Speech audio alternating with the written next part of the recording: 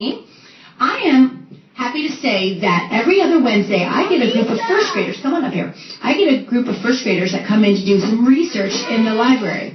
And they use all of the materials in the library and they work with a special dad. First of all, let's find out who this is. What's your name? Elisa. And whose class are you in? Miss Capitano.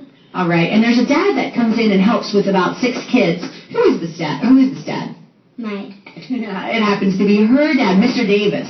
And they worked on a project about pilgrims. And I want to show you the final product. I'm going to let her read it to you. Now remember, she's in first grade. And she did the research and she wrote this in her own words. Pilgrims were people from England. They were met at the king. They wanted to find a new world so they could make their own rules. So they sailed on a ship called the Mayflower. They left in 1620. They sailed for 66 days. Then finally they landed in a place called Plymouth, Massachusetts. A lot of them died during the first winter. The ones that did survive were sick and weak because it was cold and they had no food.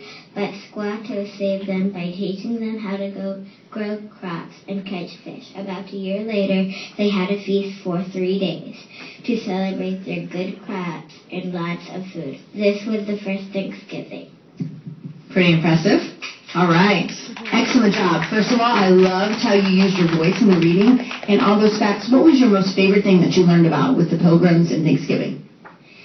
Well, I liked looking at the books and reading them.